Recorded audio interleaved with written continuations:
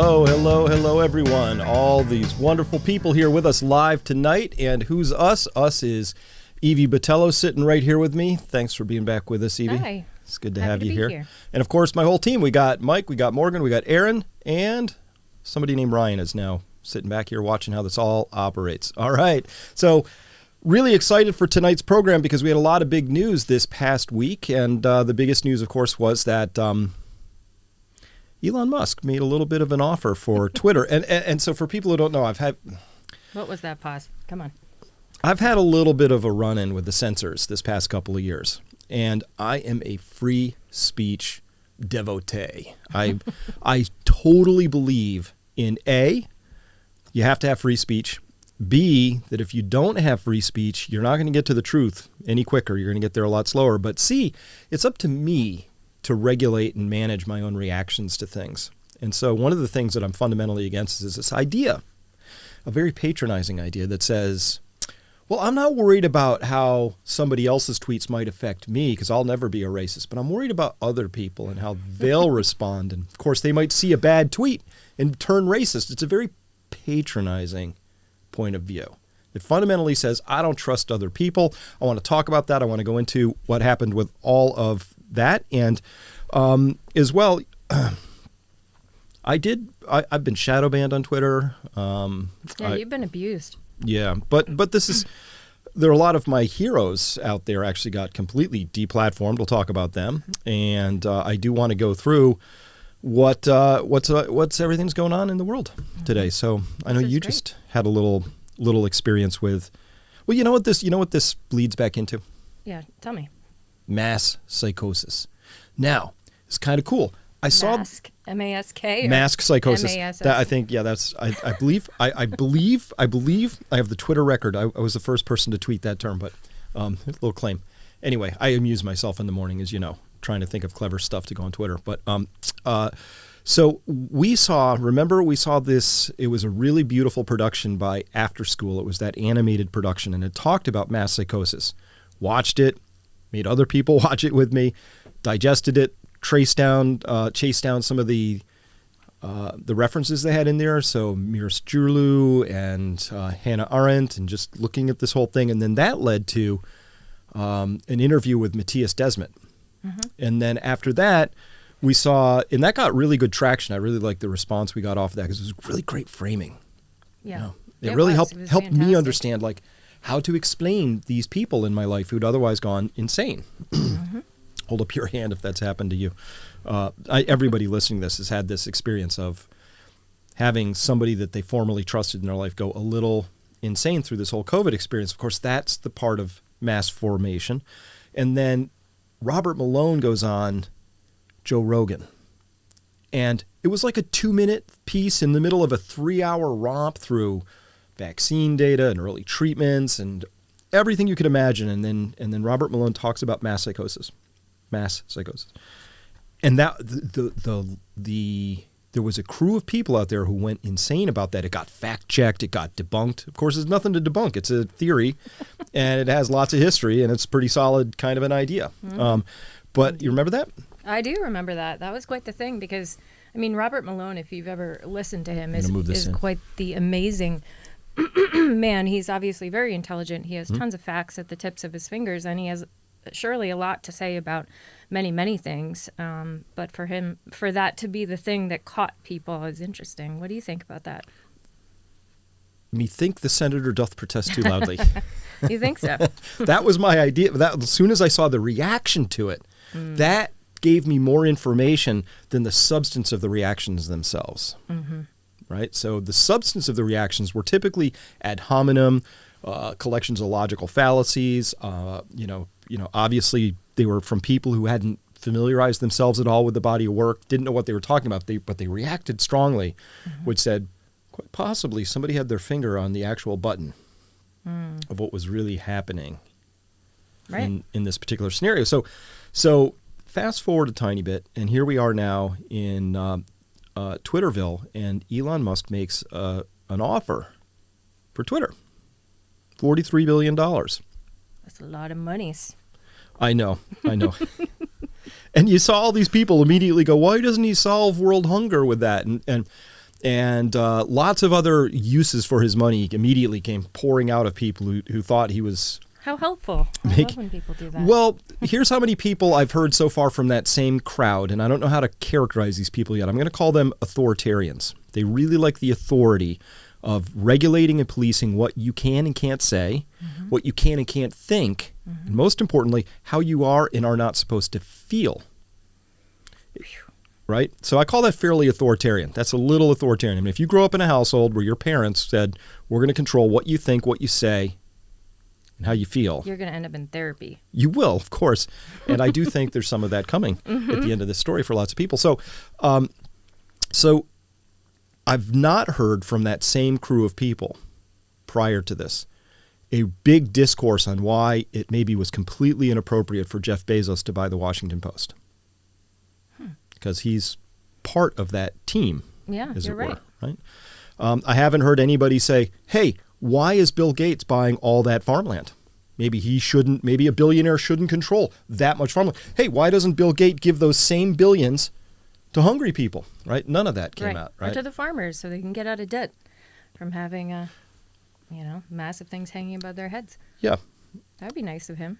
It would be. So at any rate, that's what we're going to be talking about here today, and I want to get right into it. And so... Great. Aaron, I call these were the mini tyrants in this story. I felt like there were a lot of mini tyrants. So what's a tyrant? A tyrant is somebody who wants to impose their will on the people. But there was this immediate refreshing return of free speech. I saw people coming back to Twitter who hadn't been on there in quite a while.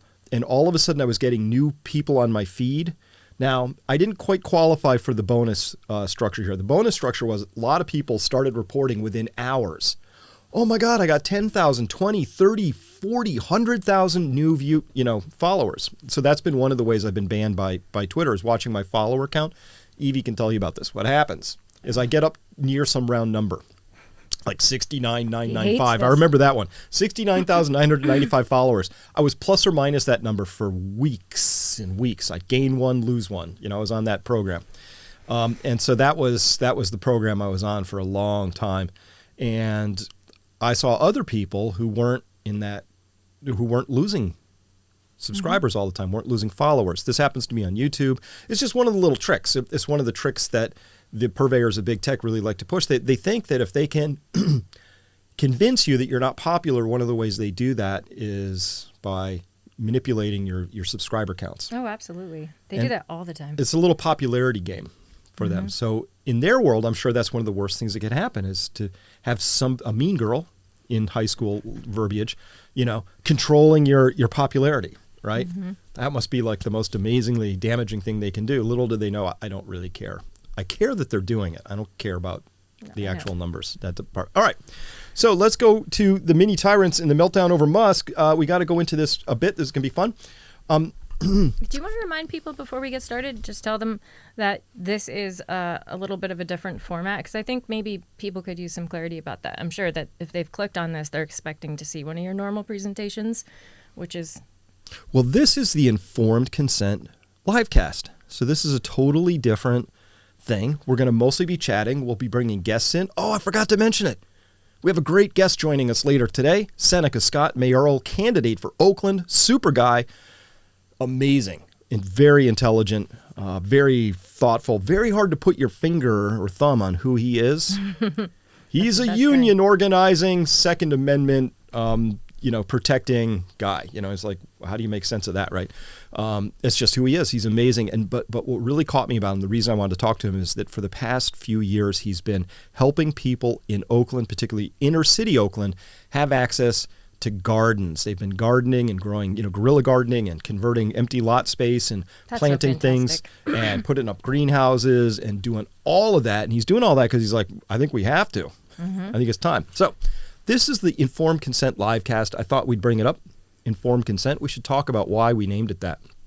I like this idea of informed consent. There's been a little bit too little of that going on the last couple years.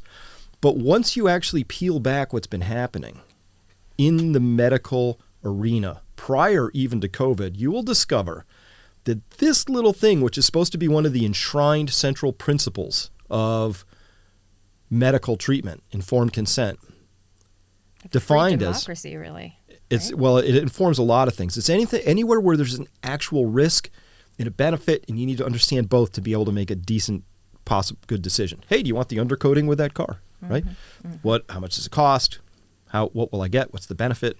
All that, right? So informed consent is, quote, permission freely granted after being made aware of and understanding the possible consequences, risks, and the benefits of any given procedure, action, or event. I added a few words. It's not the typical. The typical one just talks about medical stuff, but I think it goes further than that. I agree with you. Yeah. When I looked it up, I felt the same. It's applicable to so many things. So tell them about why you wanted to name the show Informed Consent. Because I was really worried about Johnny Depp and his relationship with Amber Heard. Is that what it was? I was worried he wasn't aware of all the possible consequences getting involved with her. Right? No. It's because I really believe in this idea that people, when armed with all the context, will make the right choices. So that's been my whole program. This whole past couple of years, I drag out the data. I use big words. We use all the context, and I trust, and this sets me apart from the mini tyrants, I trust that people are going to make good decisions based on that. They might not make this, they're not even going to make the same decisions I would make. Like, this isn't me going, if I give people all the right information, they'll do what I would do. They'll come to their own conclusions and make completely different decisions. They might say, I don't want to take Dwizabin 1, which is HCQ. That I don't want to take the, ivermectin. I want to do this. Whatever. I don't care, but I do care that they have access to all the information, which is why what's been happening on Twitter the last few years has been so offensive to me. Because they're trying to couch it, we're trying to make a safe place which is inclusive and people don't feel threatened. It's like, yeah, but you were also busy blocking doctors who were highly qualified, who had treated thousands of patients, some of the most highly decorated, most honored and published doctors in history were being banished from the platform for daring to say something different than what the policy wonks at the NIH, the CDC, the FDA were saying. I found that really offensive. I mean, deeply offensive. As an American, as a citizen, as a human being. It was really wrong. It was wrong. That was very wrong. And not just censoring the doctors, but like other citizens of the world, their experience. Like, remember trying to seek out coverage in any given country during this pandemic and the frustration of watching it just slip away or get, taken off of the search engine results. And you saw it, not more than 5 minutes earlier. I mean, it's this was super frustrating because I would have, I have this incredibly categorizing mind that remembers things. So I'll remember whole headlines that I read years ago, and I'll be like, I know all the words. And I would start typing those into Google, and I couldn't find the articles anymore. And then I started doing this in DuckDuckGo and had better success. And then they got a little squirrely on this whole thing. And then I had to start using Quant, and then I used Brave. And so I'm finding that I have to be more, I have to use a lot more persistence to find what I'm looking for. And I'm not even sure I'm seeing it at this point. So I use VPNs to tunnel out of the country. I use anonymized, windows. So you can use these sort of, you use the incognito window in Chrome or the so as a equivalent in researcher, Brave. that's going to be really frustrating for you. It is. I think I should just be able to find what I want to find without walls of ads or just shaping language, which is just completely different, Oh, yeah. Like, remember, I mean, we've talked about this before, but the Kyle Rittenhouse trial where, the data in that just got corrupted from source to source, and you're trying to figure out when it got corrupted or where it got corrupted or what the actual facts were. I mean, people, when we're talking about, public health issues, I just think that's absolutely unacceptable. Yeah. To have, and I don't mean like shut sources down that aren't right. I just mean let's have some accountability so we can change or shift the way, our public knowledge is managed. Yep. Excuse me. All right. So informed consent. Here we are. That's why we call this, because it's permission freely granted.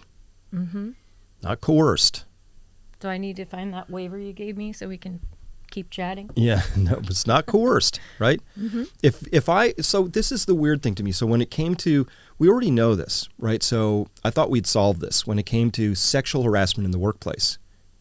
We said, hey, if your superior says as a condition of keeping your employment, you have to do something that involves them doing something to your body that you don't want them to do. We'd like, time out. That's illegal. Got a set of rules there. No, not yours, right? That's right. Yep. Well, then we fast forward. So when it came to the vaccine mandates, I felt it was similar. It felt like coercion to me because people were saying, I don't want this thing, but you're telling me as a condition of my employment, I have to get it. And you can't explain in a way where I understand all the possible consequences, risks, and benefits. Mm-hmm. So it felt coercive. It felt against this very principle to me. It was the opposite of this. Mm-hmm. Right? It was uninformed, lack of consent. It really was. It was very invasive. Some people were even comparing it to that, those sexually explicit acts. Right. And so again, but if somebody wants to make the decision to have a vaccine, great. If they want to make a decision not now, they want to see more data, great. If they say, not for me, for reasons I don't want to talk to you about, great. That's how I'm a big believer in that. Mm-hmm. Big believer. All right. I am too. The second part of this then is freedom of speech. And this is I like this definition. This is mostly the one that's sitting in Wiki, but I changed a word or two in here. Freedom of speech is the principle that supports the freedom of an individual or a community to articulate their opinions and ideas without fear of retaliation, censorship, or legal action. So I think that's official retaliation, official censorship, official this and that. Now, this gets a little blurry because remember for a long time people kept saying, well, Facebook and Twitter, they're private companies. They set their policies, right? They've changed. Some of those same people have changed their tune recently. Like, it's just because Twitter is going to be taken private by Elon. That doesn't mean he should, right? So they seem to be a little bad on the two-way highway. They like the one-way highway. Yeah. Some of these people. I know they do. But we heard Jen Psaki say in the White House press briefing that the White House was busy flagging misinformation on Facebook. So that blurs the line between what kind of censorship is this? Is this private censorship by a private company? Mm-hmm. Soon as you have the White House weighing in on something, federal? Now we're deeply into what would be a constitutional enshrined right, which is once the government's weighing in, that doesn't blur the line between public-private. I think it just makes it public right away, instantly. Absolutely. I mean, if they want people to sort of listen to the laws and the other things that the federal government has put into place, they shouldn't be messing around with the definition like that, in my opinion. Right. Well, I'm going to skip ahead because this gets a little scarier now, and scarier than it is right now in this moment. Yes. Great. Because of this, I thought this couldn't possibly be true. George Gammon, good friend of mine, he tweeted today.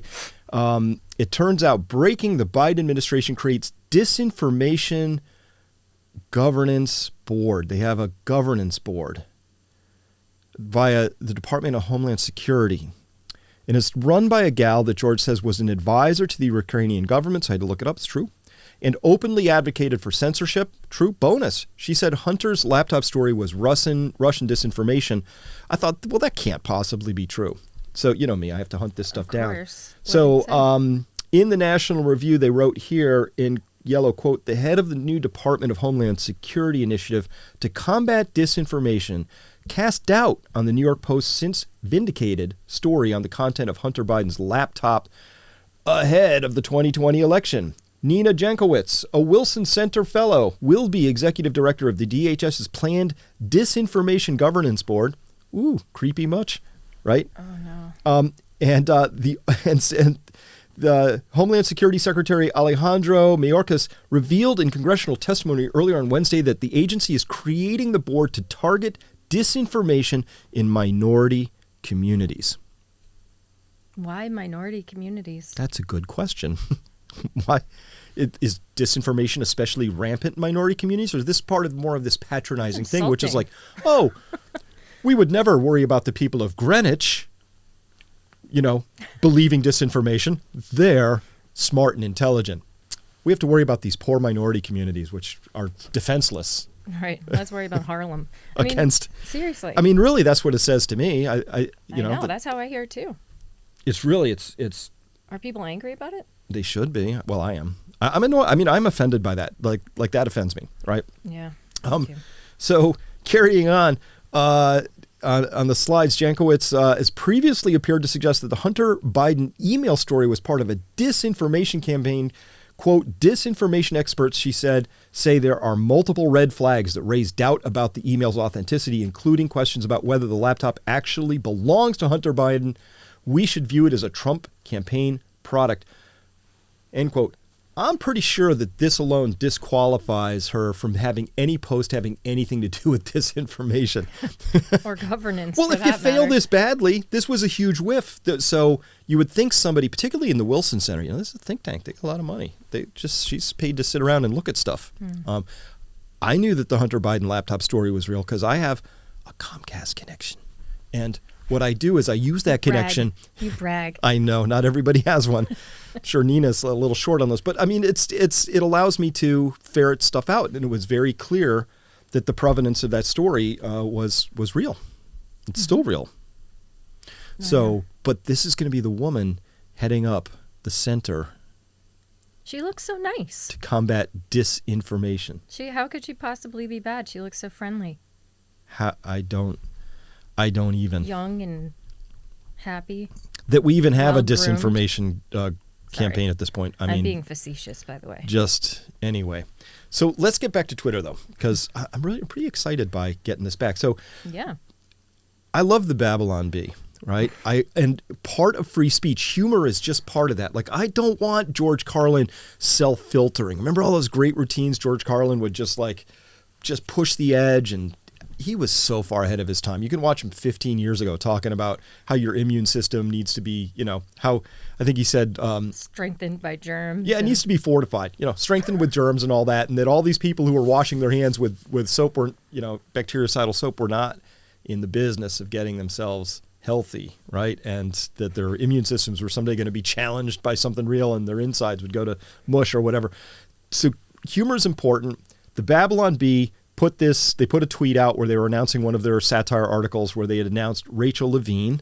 They've been killing it this year, by the way. They have been. Like, through the pandemic, I was like, wow. Yeah. These people actually have a great sense of humor, whoever's running that right now. Right. Even the meta humor on top of their humor was really funny, where they said, our headlines are coming true so fast, we're worried about keeping up, because their satire was being caught up to and overtaken by reality at whole points. So they put this tweet out, and Twitter said, you have to take that down, and we're suspending your account till you take it down.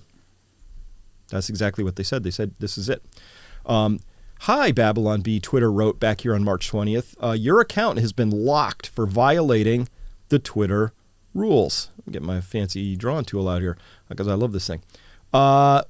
Specifically for violating our rules against hateful conduct, you may not promote violence against, threaten, or harass other people on the basis of race, ethnicity, national origin, sexual orientation, gender identity, religious affiliation, age, disability, or serious disease. What? How? It's humor. How is that threatening violence and promoting violence, rather?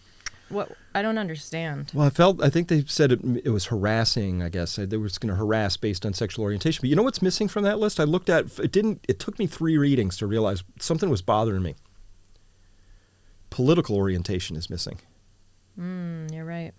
That's what they've been doing. They've been very heavily censoring on the basis of political orientation, at least in part. But they're pretending they're not. But they're pretending they're this big, all-inclusive, offend nobody sort of a company, right? So I'm bringing all this up not to rehash the Rachel Levine thing. I'm bringing it up because of this. This just happened, a couple days ago from now. And so let me get this out of the way so we can see it. So this person, Rexteter, this was around. So Libs of TikTok is an anonymous account, and this woman behind it, we now know, it's a woman.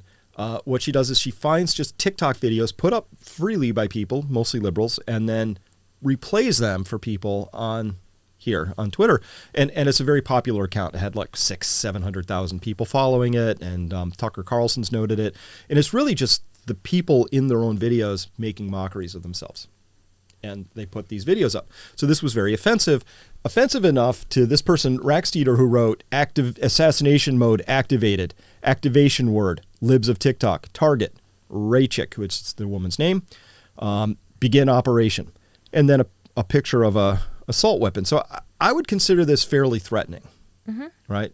Yeah. I mean, it's not even all that veiled. Would you agree? I agree. All right. Does our audience agree? Does our audience agree?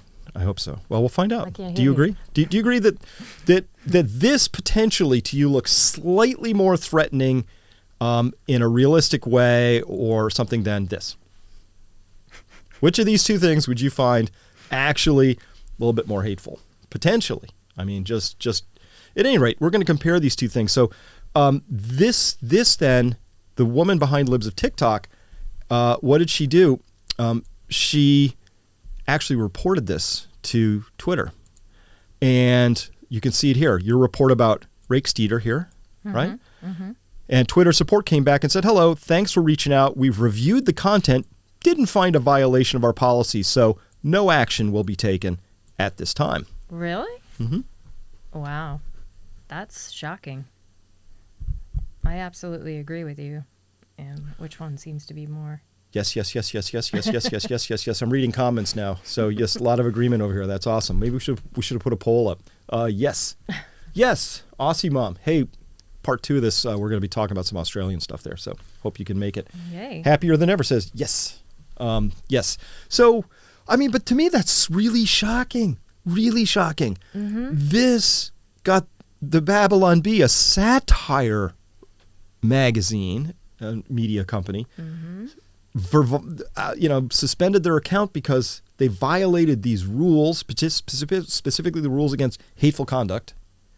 And then this was not ruled hateful conduct.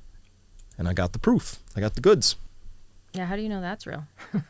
Because I went to the account and they had posted it. Oh, they had posted that? Yeah. Interesting. Anyway, this just shows the asymmetry. Right. There's not any congruence around what they're finding. Right. So that's why when you go back to this and you notice what's missing, right? They're like, oh no, we're just going to ban the stuff that offends us. Mm-hmm. But if it doesn't offend us, offends somebody else, is possibly hateful, possibly threatening to somebody we don't care about. Mm-hmm. Well, we're just going to say, we looked at it. We didn't see anything wrong with that. Right? So it's that asymmetry again. Mm-hmm. This is the unserious part about this whole thing. This is the people who I think could formulate this and hold that crazy idea that this is really offensive and deserves suspension, but this is okay. That for me, it's that complete lack of ability to see that those are incongruent, that there's deep hypocrisy embedded in these things, right? That's fine. Listen, I can live with hypocrisy, but what I can't live with is moral hypocrisy. People who are outraged, offended. How could you not know that Rachel Levine piece was deeply, deeply hurtful, and we have to protect people against that? But this? No, right. But you don't understand. That was against a person who we've all decided we hate. So I think this is the hard part about being part of that hateful tribe, is that your inclusion and your continued good graces of being part of that tribe are entirely dependent on never slipping up, saying the wrong thing, accidentally having a point of view or a thought that's out of conformance with the approved set of thoughts that you're allowed to have, and that must be deeply unsettling because, of course, it means you can be banned, ejected, shamed, shunned at any moment in time for slipping up. Exactly. Well, the whole idea of these companies, which are privately owned, as we've talked about, but are publicly used, I think a lot of people probably just have the assumption that, this is news, this is information, it's credible, blah, blah, blah. But when in reality, these are just opinions. And the people that own these do have, in my opinion, a huge responsibility to protect our freedoms, right? By not censoring individuals in a way that harms the overall sort of ability for people to express themselves. But yeah, I feel that there's at least some accountability there, but I don't know. What would you think? What would you do differently? Well, I just continue being me, which is, so when, remember when you and I we're just, so we got, for people who don't know, Evie and I, we have this sort of biggish piece of land and farm. And so this is a whole other side of our lives. It's about resilience. We got cows out there. We got chickens. We got a garden, maple trees, making the soil better. But we want more people to come here at some point in time. And we could imagine certain future scenarios where people might need a place to go. And so we were wondering, just sort of thought experiment, like, how would we pick the right people in a hurry? Like, how would you, select who's in, who's out? You remember this? Yeah, I do. Going back to the show, we would put people in a room. Yeah, say 50 people showed up. We'd put 50 people in a room. Mm-hmm. And they'd all be facing this way. Right. We'd have a projector. We'd be facing that way. But on the screen behind us, we'd put Bill Burr or some really offensive comedian. And if somebody could laugh at all the jokes, they're in. But you can't just laugh at some of the jokes. You can't just laugh at the Catholic jokes, but get really offended at the Muslim jokes. You can't, that out. Right? Because the idea was that people who are difficult to offend are actually easier to get along with over time. Mm-hmm. Right? So I'm hard to offend. But I do get offended a little. I get upset by people who want to limit how I think, what I can say, tell me that I'm not allowed to explore thoughts, because that's the only way I know to grow my brain and learn new things. Learning's an uncomfortable process. It's never really easy. It really is when you're trying to just take information in and make new adjustments to your belief systems and shifting that as new data comes along. It's not an easy process. Yep. Hey, Aaron, can you bring up that I see we have a super chat there. I think that's actually a really good comment. It's over on the left is where I'm seeing it. So this is interesting. And we'll see if it's over there, if it pulls up. All right. So the comment here, which I'll read out because I'm not sure if it's going to pull up on the screen. We'll get it there as soon as we can, is from CVA Buck, who wrote, "Your comparison to unwelcome acts is spot on. The kink community is huge on informed consent, and withholding risk info is tantamount to consent violation." Mm-hmm. Yep. Absolutely. Yeah. So to not inform somebody like what you're really actually about to do to them is a huge violation, a consent violation. Mm-hmm. So consent is really, really important in this whole overall story. Absolutely. I think it's probably underneath, the structure of most of our lives, honestly. Yep. I mean, it doesn't, until it's violated, you don't even really notice it. I don't notice it sometimes. Mm-hmm. But when somebody sort of does violate it, even if it's something small, I start to realize how much I appreciate, that being able to give consent for something. Right. Right, because there's a lot that sort of gets exchanged in the public arena or socially speaking. So I'm not saying at all that this should just be the Wild West and everybody should just run around triggering everybody and being complete unpleasant people. Yahoos. I am responsible for my impact in the world. I'm responsible for the words I use, and I'm responsible for the things how I conduct myself. I'm a big believer in that too, right? And so as we're younger, I was not that sophisticated when I was younger, right? I'm a guy. So most guys don't actually hit maturity till they're like 40. I mean, it takes a long maturation process, right? Already? Really? You're done? It took a time. It took a while. For me, it did. Not everybody.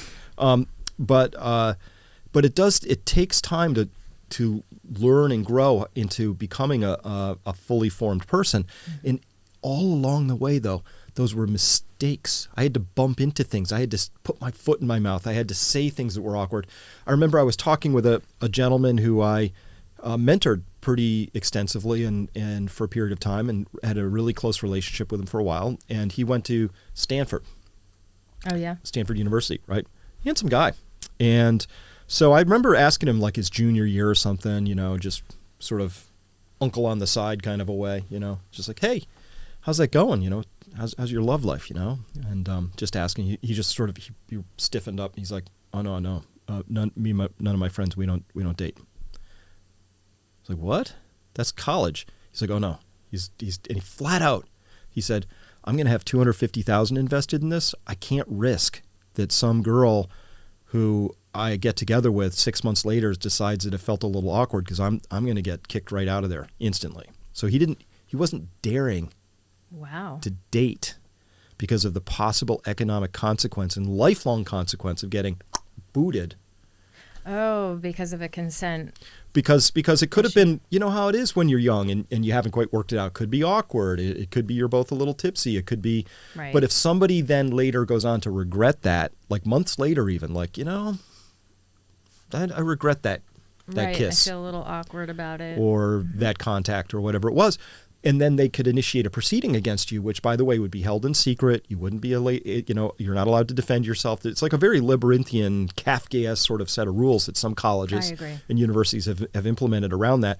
But I thought how tragic that is, because that's what learning how to be. It's very complicated to be with the opposite sex, and it's fumbly. And we've now said no fumbles allowed. Right. You have to just show up on the scene as a fully formed, completely got it all wired up adult. See, what I thought you meant was that he didn't want to engage in relationship because if he happened to, like, the relationship ended and he was really upset, it would distract him from school. No, he was worried he was going to get kicked out of school. What you meant. He was worried that he was going to get, through these same sort of authoritarians, right? These mini authoritarians were going to gleefully, happily, thoughtlessly, without a second thought, destroy his entire livelihood for the sin of having been engaged in a possibly, difficult to sort of, non-obvious. That is really sad. Entangly sort of a relation. They were both probably, awkward. Right. So it's basically criminalizing awkwardness. Exactly. There's right? no forgiveness. No forgiveness. There's no sort of looking past the fact that you're starting to cut your teeth socially and you're, trying to figure it out. So I found that kind of tragic. I don't know how many other people are going through that calculus, but that's not how it was when I was in college back in the day. Particularly men, probably. Mm-hmm. Right? I mean, well, it's fairly asymmetrical, and I'm sure very complicated sets of reasons for why this is the case, but more men than women fall afoul of that particular rule set. I'd hate that if that happened to me. You know how I feel when I get accused of things I didn't do. Do you like that? Oh, I hate that. I get so mad. I get really angry. All right, let's go back to the meltdown real quick. I found this one especially musky. This guy, Tim Wise, a blue check mark. A lot of these people have blue check marks. Go figure. I've never gotten one. What does it even mean? It means you've been certified by Twitter as a real person and all this and that. I use my real name, all that. Anyway, so Tim Wise, checkmark baby, writes, F Elon Musk, apartheid baby, because of course Elon Musk is from South Africa. You, your company, and everyone who stands for you. I'm saying this on your platform now and will keep saying it. Let's see how committed you are to free speech when we start roasting your ass. So this is Tim Wise. So I had to look him up. I'm like, who is this guy?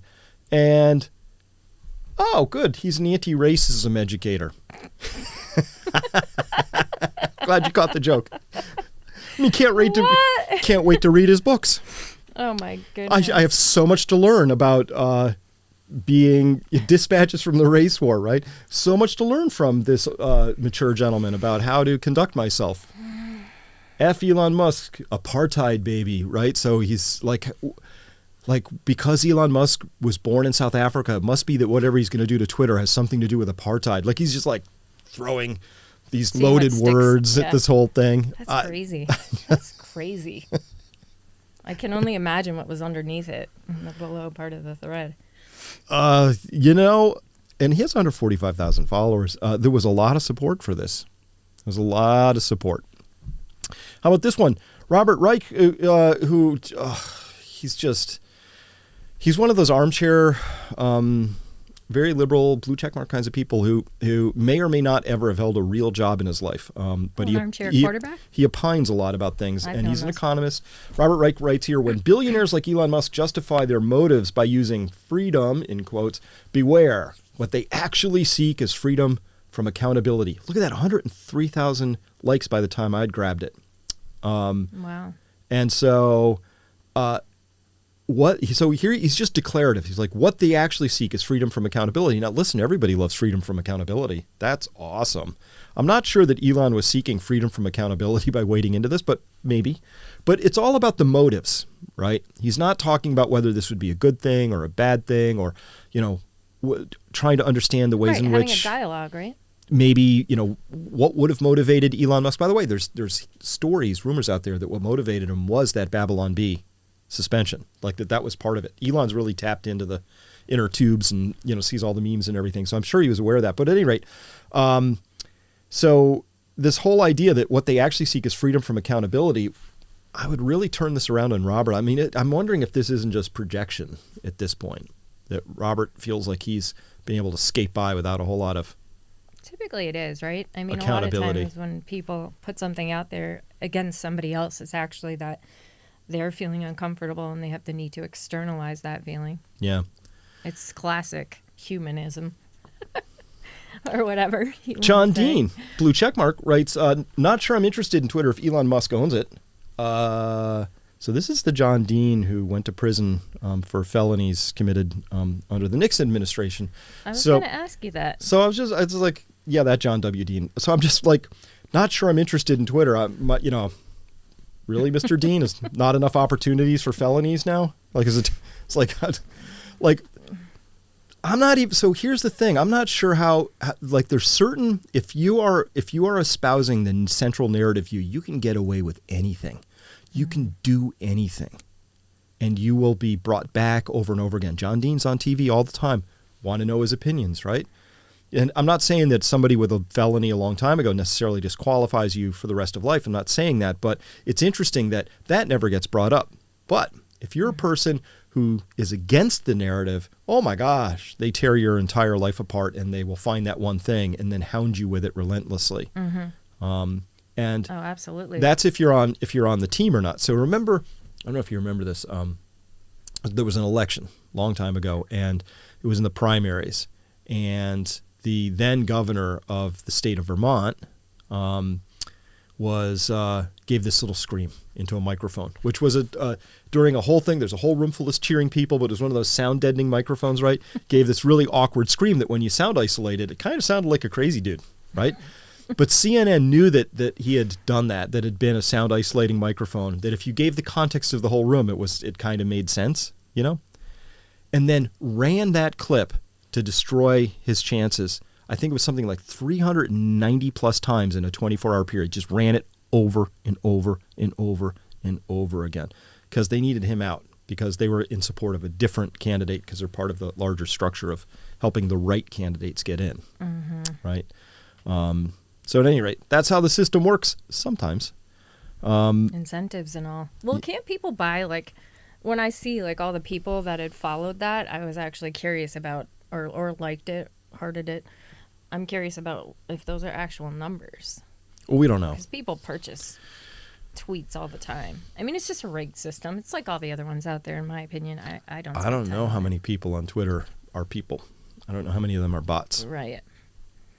I wonder if we'll get some new information if Elon's in charge. Maybe. Oh, I bet we will, because one of the things he talked about, which I'm sure sent shivers up the spines of a lot of people, was he said he wanted to make the algorithm open, meaning you could see how the algorithm was parsing. Oh. So that, coders could go in and take a peek and say, is this apportioning things fairly? Because one of the things I've noticed when I say I'm shadow banned on Twitter, I see this all the time. I send out a tweet and it starts the likes start coming in and then it just stops. It goes nowhere. Mm-hmm. Right? It's like, that's it. All 103 people that were ever going to like this tweet found it in the first 18 minutes, Chris, and that's what happened. Right. Mm-hmm. Yeah, it's kind of inconceivable in some ways. Yeah, so it happens. Do you get unsubscribed, people all that the are time. following you too? All the on time. Twitter? Yep. Yeah. People will get unsubscribed, helpfully from my channel for them. It's Twitter very helpful that way. So YouTube as well. Yeah, I know YouTube does Brooklyn it. Dad Defiant, who I go to all the time just when I need a pick-me-up, writes really funny stuff from the other side of things sometimes. He says, if or when Elon Musk buys Twitter, I'm not going anywhere, staying right here. Someone's got to hang around and say, F Elon Musk, right? Now, he doesn't even know what Elon is really about at this point in time. But this is what Elon said he was going to do. He said, this is the day before Brooklyn Defiant Dad wrote that. Elon, this is all he's really told people so far. He said, I hope even my worst critics remain on Twitter because that's what free speech means. Seems pretty valuable. This guy's already sure he hates this guy. He hates him. Now, this is kind of funny because just a couple of weeks ago, I thought Elon was the darling of many of the people on this side of things because he's the maker of electric cars. Who's going to Mars, right? He's putting up Starlink satellites that help the people of Ukraine remain connected. And people in Africa actually have internet. Like, he was the darling. And he went from hero to goat just on this one idea. I don't think these people, like Brooklyn Dead Defiant, are scared that we're going to have new hate speech or lies. Mm-hmm. I think they're scared of the truth. I'd have to agree with you. I don't think they're scared of the lies. I think these people are scared of the truth. And so, because there is nothing scary about this to me, right? I think this is a pretty mature, kind of a awesome statement. Fits right in with everything I understand about free speech and what free speech means and what it stands for. And it stands for this, right? Really does. So, but this whole thing about being woke is kind of tough, I think. Dr. Cindy Banyai for Congress, Florida District 19 says, before it's not allowed, I just want to remind everyone that Elon Musk is the beneficiary of apartheid and colonial exploitation. Billionaires are immoral. Tax the rich. So Dr. Cindy Banyai is saying that Elon Musk was the beneficiary of apartheid and colonial exploitation. So that doesn't even make sense. That's how we get to hate this guy, right? And maybe he was or anything, but I just wanted to take this moment to remind Dr. Cindy Banyai of Florida that here's a little history for you. You might not have been aware, because I know being woke is tough. This is about, in Florida, quote, in the early days of its existence, the fledgling United States government carried out a policy of displacement and extermination against American Indians in the eastern United States, systematically removing them from the path of white settlement. Until 1821, Florida remained under the control of the government of Spain, but the U.S. territories of Georgia, Alabama, and Louisiana were its covetous next-door neighbors. It was clear the U.S. wanted the Spaniards out of Florida and was willing to consider any means, including warfare, to acquire that rich land. And then, of course, Andrew Jackson came along, and he was a piece of work, and he helped do all of that. So, Cindy, before it's not allowed, I just want to remind you that you are the beneficiary of Indian resistance, removal, and colonial exploitation. There it is. So, stones, glass houses, you know the story, right? But I mean, this whole idea that like this is considered by Dr. Cindy, this is a dunk on Elon. That's how you dunk on him. You just tell this is like no need to discuss this any further. I just told you, this guy is like beneficiary of apartheid and colonial exploitation. I think we do too much telling in this country, not enough asking. Really? What do you mean? We're just terrible at asking questions. We just make these statements as if they're truth or they're factual, and they're not. What evidence? That's an opinion. I mean, even the New York Times, in my opinion, has been getting this terribly wrong. Yeah. Their front page, of their newspaper is all opinion-based updates on what's happening in the world. And I'm like, hello, this doesn't belong here. There's an op-ed portion of this newspaper. You're right, yeah. No, often you find those editorials masquerading as news articles on the front page. Drives me crazy. Happens all the time. So I ran across this this definition, which I thought was great. Woke, adjective, a state of awareness only achieved by those dumb enough to find injustice in everything except their own behavior. That's what it's the hypocrisy that's bothering me a lot. I don't know why that bothers me so much. Don't like that. I don't. I never have. Let's go to therapy. Well, maybe. I would just change the word. I think this would be stronger if they changed the word dumb out, because I think that's a little inflammatory. But the rest of it works for me. A state of awareness only achieved by those not rigorous enough to be able to find injustice in anything except their own behavior or something like that. Remember that movie about America getting dumbed down? Idiocracy? Uh-huh. Who knew it was a documentary? A prequel. It makes so much sense now, doesn't it? Yeah. I mean, on some level, I think it's by design. That people become less self-reflective, unable to take criticism, unable to think critically or systemically. I mean, it's unbelievable to me. Yeah. Well, anyway, that's seeing it.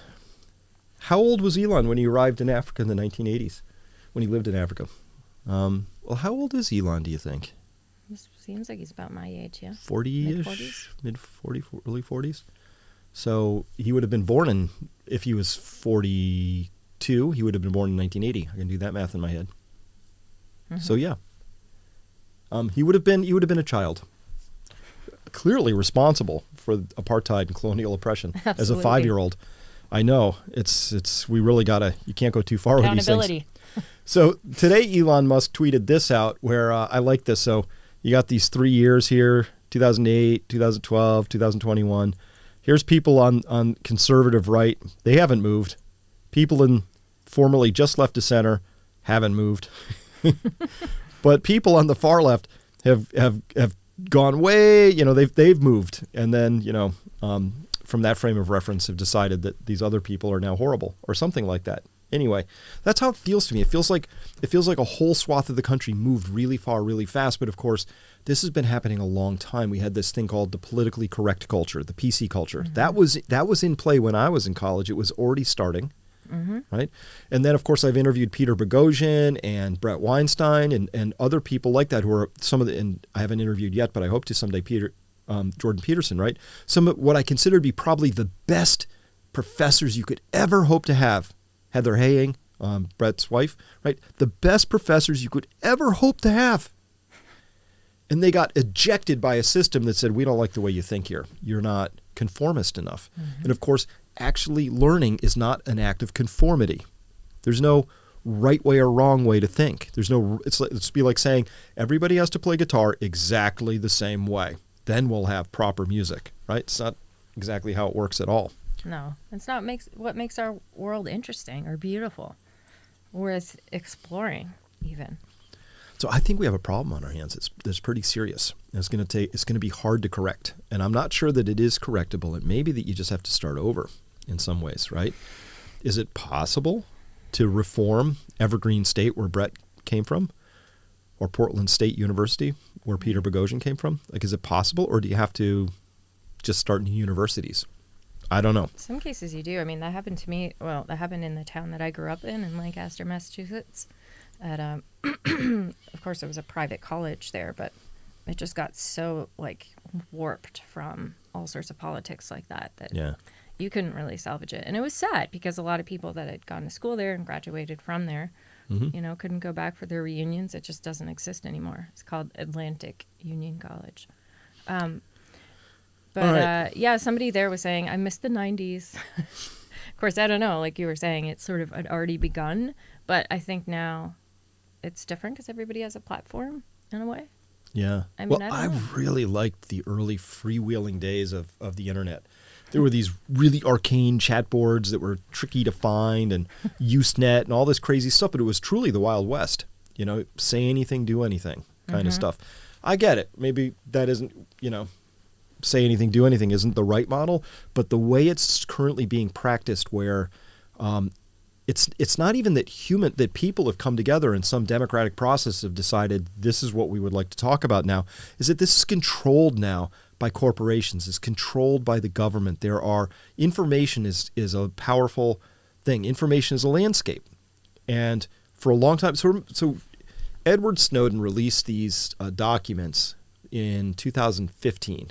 That when I saw them, my eyebrows shot up because I realized what we were looking at there was he was explaining how there was one grid in particular. It was a 6x6 grid for the GCHQ, which is the British version of the NSA. And this 6x6 grid was how to control comments, basically. So if you went to the Wall Street Journal or the New York Times and there's comments there and you think, oh, people are commenting on this article, they had a 6x6 grid for how you control the flow of the comment threads. And every one, so it's 6x6, 36 separate, they were called gambits for deception.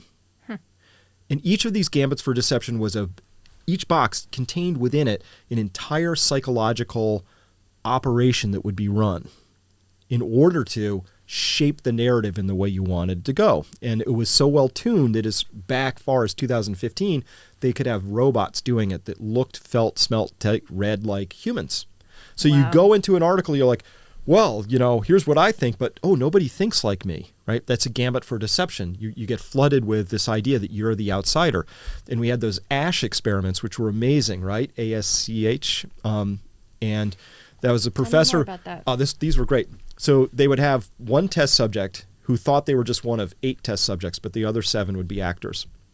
And then they would sit them down and they would ask them for their opinion on something, like something really stupid, simple, like which of my hands is further away from my body, right? And this person would be like 5th in line, the test subject. And the first 4 would all say, oh, it's this hand. Your right hand is further away from your body. But they would say it very declaratively. And you'd watch these people be confused. And it would get to their turn. And a surprising number of them go, it's that one. It's the right hand there, right?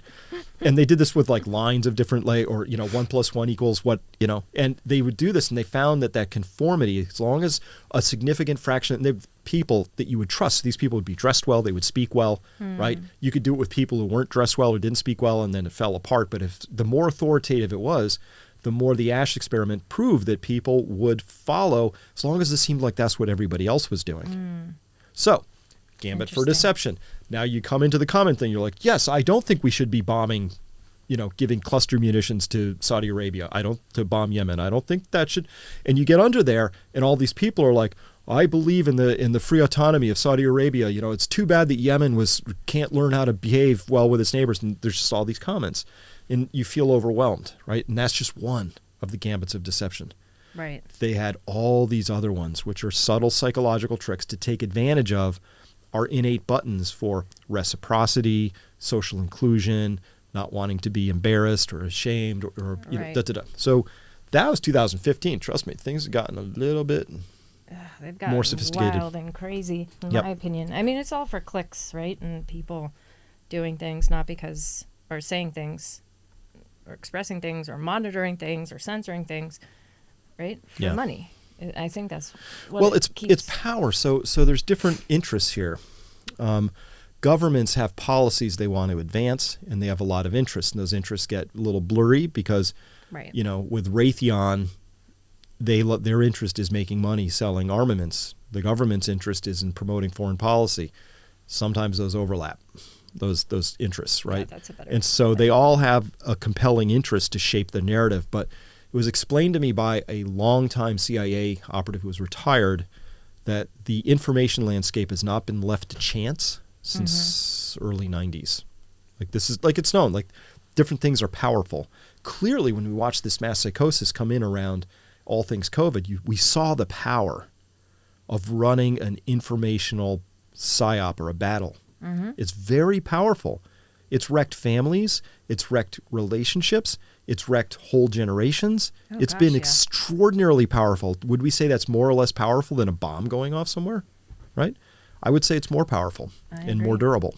And it's been going on even longer than that, too. Yes. I mean, remember the experiment, the white coat experiment of people shocking? The Milgram Experiments, Yeah, back in the 60s, right? 62 or something, I think. Those were incredibly shocking to me. Just how those turned out for people. Yeah, so for those, everybody must know this, right? The Milgram Experiments, where there's a white-coated, very authoritative researcher telling somebody that they have to continue pressing shocks if this test subject, who they couldn't see but they could hear the screams of protest, if they couldn't answer the question correctly, they would press the next button on a voltage array that went up to 450 volts, lethal.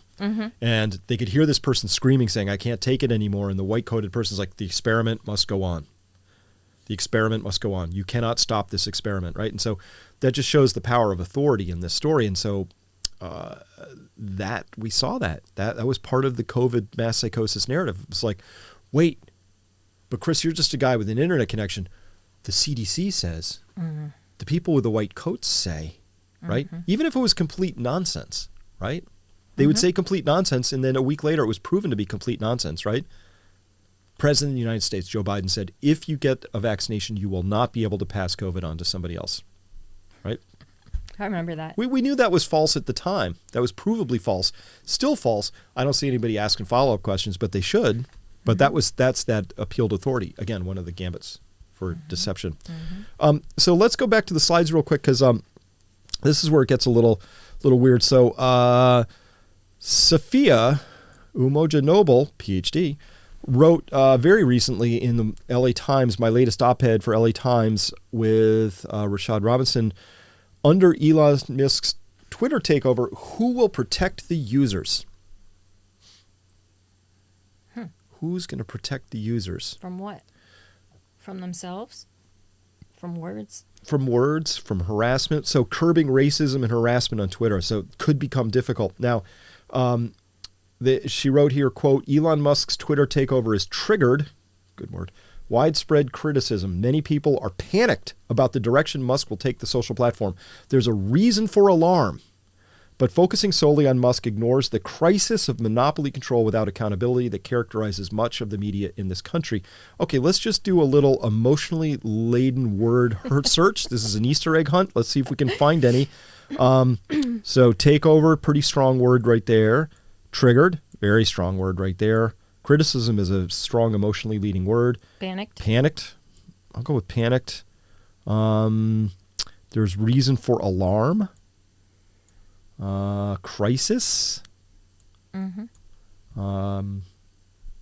Monopoly control without accountability is a pretty strong sort of a phrase right there. And like you said, this is so hypocritical. Well, it is, but that's a lot of sort of emotionally laden leading terms in just two sentences. This is what I'm reading for all the time now. It's an editorial. You get to be this way in an editorial a little bit, but I mean that's pretty strong. That's really strong right there. Takeover, triggered, criticism, panicked, alarm, crisis, monopoly control without accountability. And that goes in when people hear those things. Yeah, if you just read right through it, but that they're designed. They're designed to have an impact, right? So that is the definition of propaganda too. It's emotionally leading content that is designed to sway an opinion in a political direction. Continuing, quote, ownership of communication outlets continues to be consolidated in the hands of a few, which has an incredibly harmful effect on politics, education, the way we narrate and understand our shared societal challenges, end quote. I'm a fan of talking about this, but of course, we've been talking about this for over 15 years now, which is that there are now 6 or 7 companies that dominate 95% of our landscape. And just because, but it's funny now that the only time this has sort of emerged that we have to be panicked, crisis, takeover, accountability, lack of alarm sort of way, that now it's up because Elon's doing this. And Elon's only stated goals so far are, I'm going to bring free speech back. That's raised the crisis right now. Mm-hmm. That's the crisis. We've had banal, absolutely terrible, context-free reporting for far too long. And it's been consolidated in the hands of a few for decades. Mm-hmm. And now it's a crisis because one dude comes along and says, you know what, why don't we try this different? Why don't we try this with some free speech this time? Right. And big babies. But I think you got your finger on it before. It's the hypocrisy. I'm pretty sure, I'm just going to project, I'll do my own projecting. I'm pretty sure Sophia's not objecting to free speech. She likes her own free speech, and she wants to be able to say whatever she wants to say. She objects to other people's free speech. Right. You spot it, you got it. Yeah. But that's hypocritical to me. You either agree with the right and ability of people to say things, or you don't. You can't have it both ways. It just doesn't work. So let's talk about this because the Washington Post is, of course, owned by Jeff Bezos. He bought it a while ago. It's become his personal sort of, rag and the reporting, and it's been horrible of late. And so just to get to this, so Royce White, who I've had on this program, I consider him to be he's a good friend. We talk all the time. Yeah, he's a great. really thoughtful person. I don't agree with him about everything, but we talk about anything and everything. Mm-hmm. Without any boundaries, and he says what he thinks, and I say what I think, and we come together and he's got a very open mind. And so, the Washington Post said how a former NBA player and activist became a far right media darling, far right. So this is a hit piece about him. Yeah, it was a hit piece because he's running against Elon Omar for a congressional seat up there. And so, of course, they have to protect her because they're all about the Democratic National Party is really what Jeff Bezos cares about most. And why does he care about that? Because the Democratic National Party, after he gives them lots of money, will pass laws that protect his massive and growing business empires and protect him from competition and allow him to do things that are highly monopolistic. Right? Exactly. Like, where was this fine woman worried about monopolistic control without accountability? Really ought to have been worried about this newspaper and the owner of this one right here, right? And way before that, too. Yeah. How many small businesses have been shut down as a result of Jeff Bezos' activity? Tons. And business ideals. I mean, come on. Tons. And Royce is not afraid to say that. He will talk about it. But, you know. Now you're getting me riled up he's about a this. Far right. So just because I can't help it, this is how my brain works. I connect all these dots. So as they're saying this about him, I said, well, you know, I remember the Washington Post just recently they did run an article about the war in Yemen. I have to take it back. They ran an article about the war in Yemen. This is the article angle they came up with. An unexpected result of Yemen's war. More men are cooking and cleaning, and they show a completely destroyed building. Yeah, that's exactly the take we needed at this time. There it is, Washington Post. They got their finger on it. Democracy dies in darkness. It does. It does indeed. Let's enlighten people. So, that's so tragic. I have to laugh. What an astonishing headline and article to write. That's your take on the Yemen war, is that, well, more men are cooking and cleaning. Just bizarre. The whole thing is bizarre. So the Washington Post to me is a prime example of what happens when you have billionaire control of a media. Jeff Bezos bought the Washington Post. It's now his personal little thing to run around with, but it's become very woke. And I think by the time you're writing articles like this, your wokeness is really working against you. You missed the mark a little bit. Missed the mark. You sinned in the old version of that word, which means to miss the mark, that your arrow did not find center. Mm-hmm. And so this is not finding the center of this. This is a very tragic war. There are children, millions of them, undernourished, malnourished, starving. It's really brutal. We don't get bombarded with pictures of it day in, day out. So, of course, a lot of people don't know about it. But if you thought what we're seeing in Ukraine was brutal, just as brutal. War is brutal. It's all brutal. I'm against all wars. I don't like any of them, right? But we've ignored this one as a nation pretty comprehensively, while spending a lot of time hearing, minute by minute what's going on in Ukraine. So it's fine, but just saying the asymmetry of coverage is really astonishing. And we should always ask ourselves, there's two things to know about in media. That's just it. When are they lying to you straight up? That's a sin of commission. And when are they lying by not telling you about something, which is the sin of omission? Mm-hmm. They commit, they omit. All these things all the time. So Yemen's been an omission for me. It's just standing there as like a non-story for a really long time until this came out. And now I'm glad to know that more men are cooking and cleaning as a result. You feel better now. So war does have a good side. I'm so confused by this take. It's such a maybe somebody could explain it for us. I don't know. All right, carrying on. All right, Matt Taibbi. I love how he writes. And I've had him on the show a couple times. He's great. He's a fantastic writer. Yeah, good guy. So he wrote in an article about this whole Great Musk Panic, as this one's called. He wrote, the New York Times earlier this week ran a guest essay by Gawker founding editor Elizabeth Spears, fulminating about Elon Musk's effort to purchase Twitter. She wrote, quote, what exactly does Musk believe can't be said on the platform right now? It certainly doesn't take long to find discredited race science, arguments that women are intellectually inferior, anti-Semitism. It is easy to assume that the banned speech that Mr. Musk is standing up for is worse even than that. As the comedian Michael Che put it on Saturday Night Live, the $44 billion deal shows how badly white guys want to use the N-word. He writes, carrying on, quote, the hypocrisy of America's self-appointed culture protectors this week is breathtaking. They really seem not to realize that what they've been seeking for years isn't an end to speech issues, but a monopoly on them. Bingo. They see Musk as a traitor to his class, threatening to upend what they see as a natural order that in recent years placed blue-nosed squads in deserved roles as vanguards and truth arbiters, end quote. Bingo. I think he nailed it right there. Elon Musk is a traitor to his class. He's actually saying, I'm going to bring speech down from the vaunted highs where it's owned and held by a protected few and bring it to more people. Not acceptable. The messages always have to come on high. And that, of course, was the whole COVID story. The messages ones you can listen to come from on high. So it's really a very authoritarian, top-down, here's where all the right answers originate. And that's why you got in trouble, I think. You got spanked so badly, in terms of view counts and all of that. Mm-hmm. You're trying to get this really, at some points it felt really important information out there. Yep. As a journalist, and it was just frustrating to have your stuff shut down, to be censored. And well, right over here I'm letting loose with more of my opinions about things, but over there when I do my updates about what's going on with the science, I'm bringing the facts, right? I bring just a lot of facts. I know. And it would turn out when the facts, you can't bring the facts because they aren't approved facts. I got in trouble. I remember one of the times I got in trouble was December 8th, 2020. Yeah, 2020.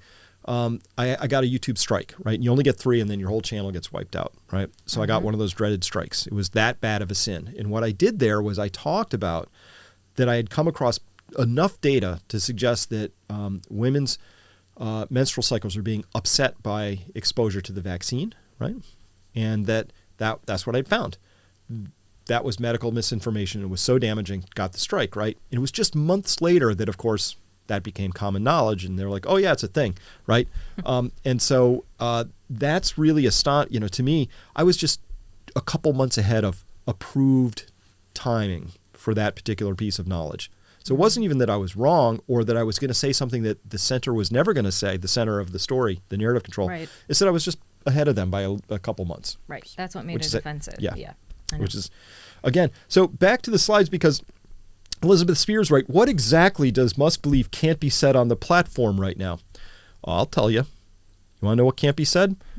Here's a short list of people that I gather every time one of my heroes is chucked off of Twitter.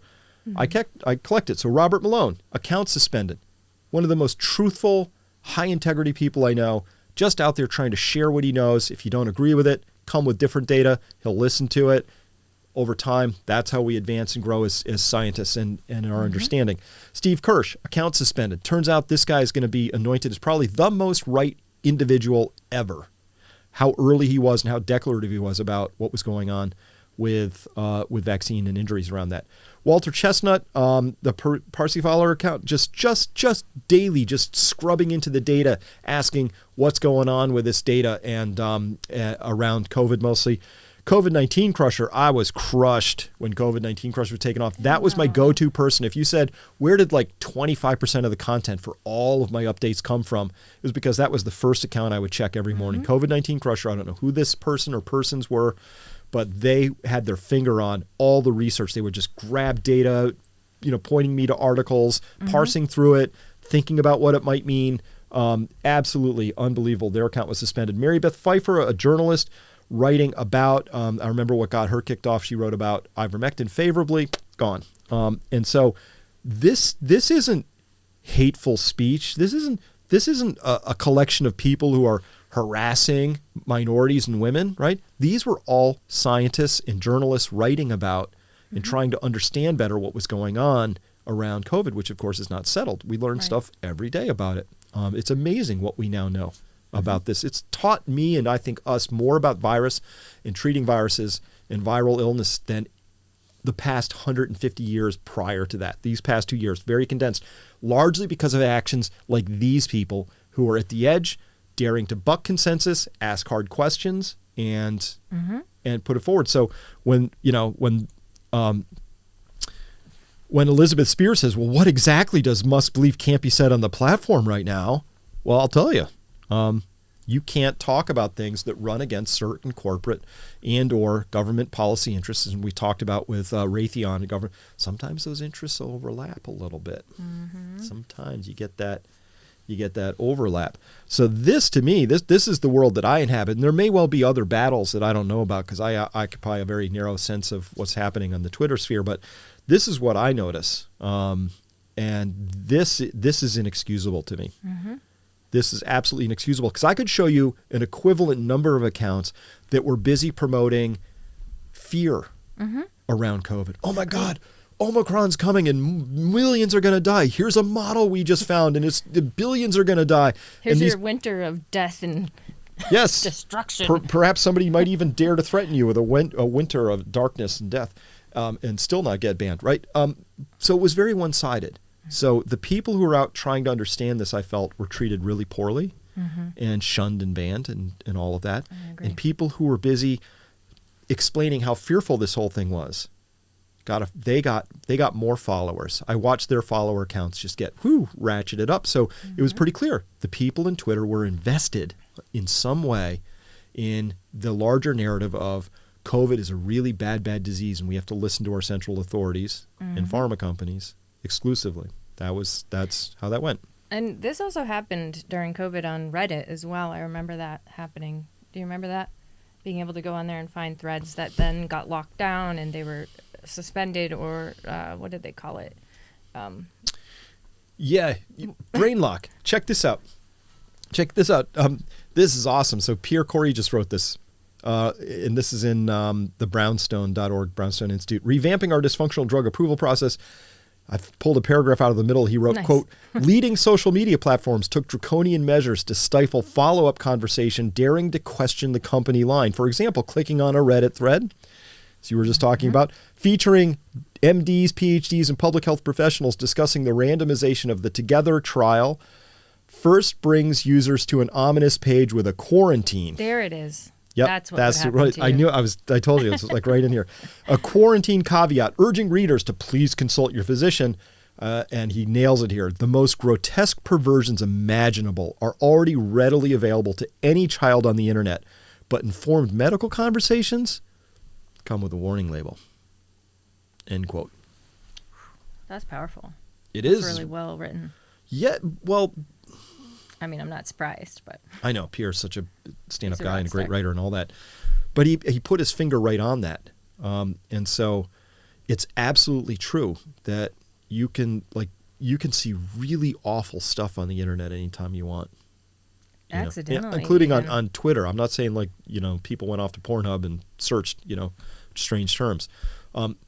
I'm not recommending people do this because this was an accident I make. So one of the things I like to do on Twitter is I follow this guy, Javier Blas, right, who's an energy writer for Bloomberg, and he's got the best energy stuff, and you know what's going on. By the way, in part 2 of this, I'm going to be talking with people at Peak Prosperity, Evie and I talking about what's going on with the whole energy thing in Europe right now. Germany just shot itself in both its feet, and Europe's about to go down the drain. But if I want to know anything about that, Javier Blas is the man.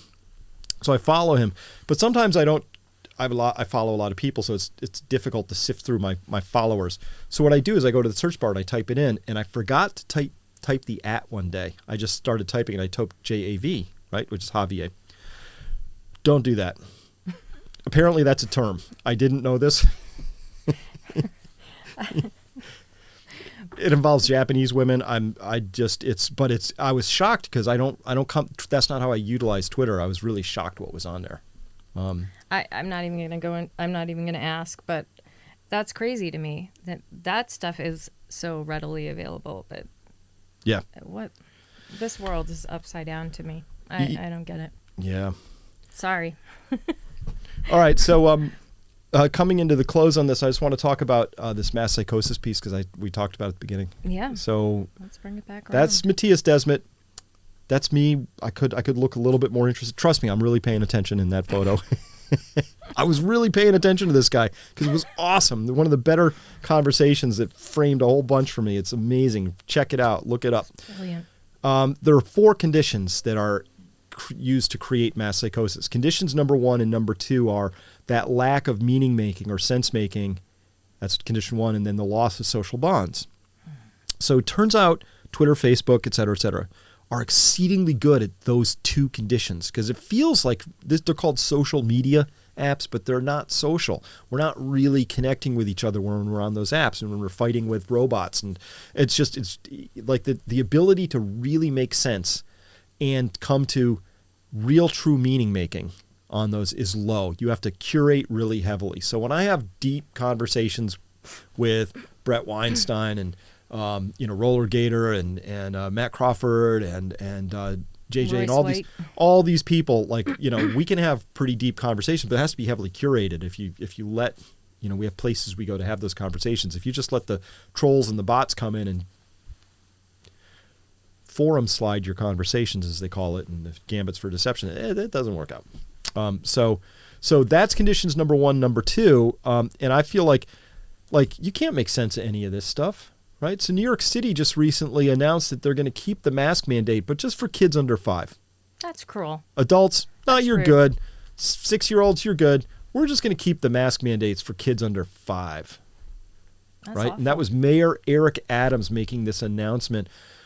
Where does Eric Adams come off doing that? And who are the health people advising him? Why kids 5 and under? What kind of message are we sending to kids 5 and under? You can't make sense of this. You completely, this is anti-sense making, anti-meaning making. This is how you lose meaning and sense. Mm-hmm. Is you live in New York and you have to put up with this crazy stuff, right? And so this isn't like from 2021 or 20. This is April of 2022. So right? It's saying that as a judge moved to strike down the requirement. So is it still standing, or it did not?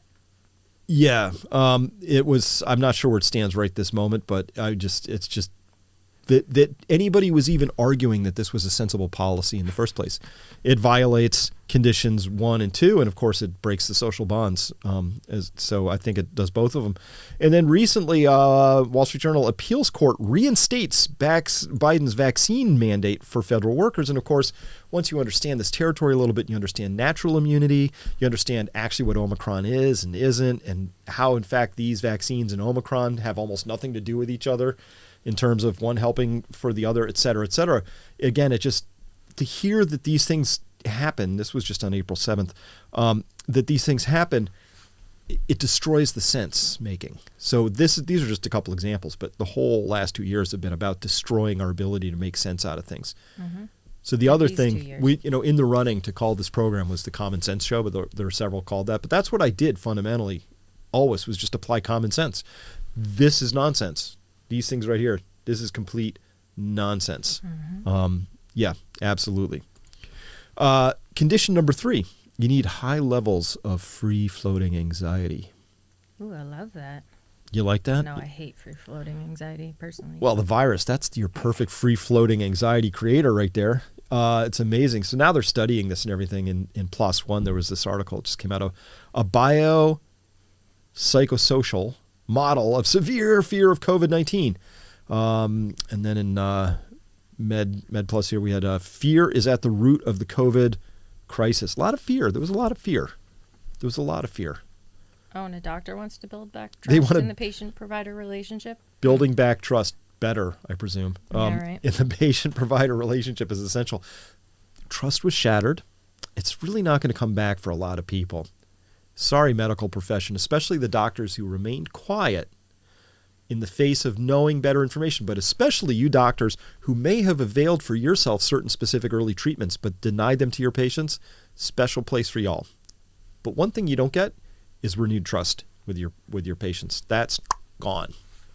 So that happened a lot. I'm embarrassed to say. Tuskegee experiments, yeah, it's just not right after that. You can't rewind that moment. Well, remember we saw these studies that showed that some people thought that if you got COVID, there was like a 50% chance you were going to die. Oh, I know. Depending on the left and the right too, right? Yeah, and it varied by where you fell on the left-right spectrum. But, and then when you actually understood the actual survival rates, this is John Ioannidis, the Stanford professor who had studied this all out, to a bunch of papers. So the survival rates were, if you're 0 to 19, it was 99.997. It's just like pretty high. These are survival rates, but of course the whole thing had been flipped. You create fear and free-floating anxiety by telling people about the death rates. Mm-hmm. It takes a different turn when you talk about the survival rates. It does. It just feels different, right? But the media would find that very, very rare one person under the age of 19 who would die, usually with COVID rather than of distinction, mm-hmm. and then take that case out and put it out, and then it becomes, oh my God, that could happen to my kid, right? And that's where you create a lot of that fear. But the survival rate tells a slightly different story about all that.